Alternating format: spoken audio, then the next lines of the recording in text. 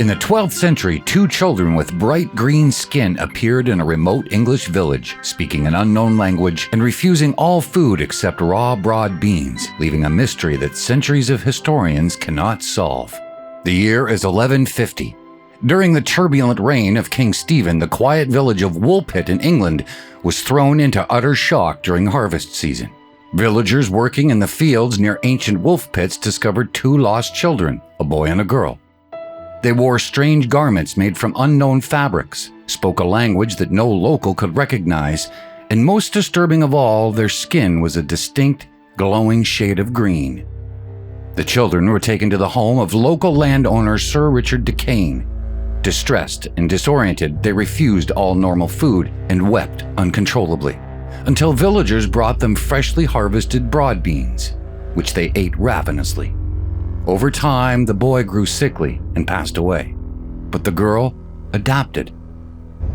Her skin lost its green hue, and she eventually learned English, only to tell a story that made the mystery even stranger. Once she could communicate, the girl claimed she and her brother came from St. Martin's Land, a twilight world where the sun never shone, and everything was enveloped in a perpetual luminous dusk. She described looking across a broad, glowing river to see a bright, sunlit country on the other side.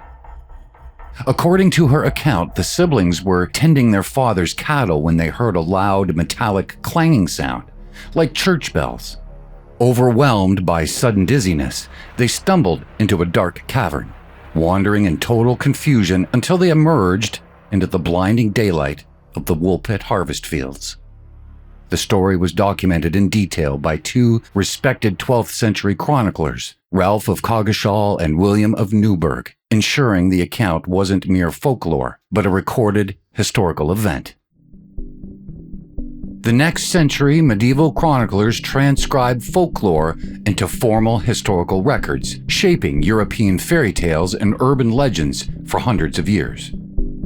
400 years later, medical practitioners identify hypocrisía, or green sickness, linking diet, severe iron deficiency, and anemia to skin discoloration.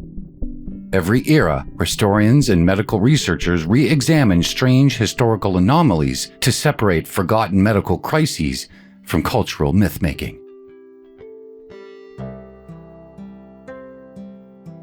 Modern historians and medical experts offer two grounded theories to explain the Woolpit incident. The leading medical explanation is chlorosis, a severe iron deficiency anemia, historically known as green sickness.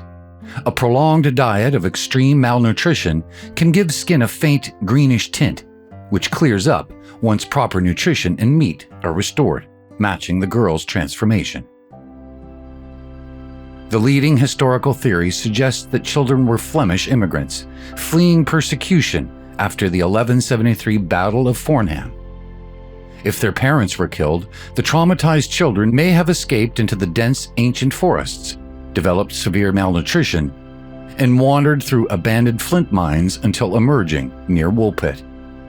Their strange language was simply Flemish, completely unrecognized by rural Suffolk villagers.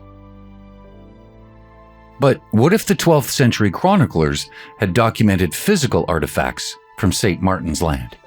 Or if the girl's strange garments had been preserved by Sir Richard Decane? If physical proof of an unmapped subterranean culture or a localized rift had been verified, the Woolpit event wouldn't be dismissed as a tragic case of lost refugees and malnutrition. Instead, it would have fundamentally rewritten medieval theology and early geographical exploration, driving kings and scholars to map underground caverns across Western Europe in search of hidden civilizations. And what about you? Do you believe the green children were traumatized Flemish refugees suffering from severe anemia? Or is there truth to their claim of a twilight world beneath our own?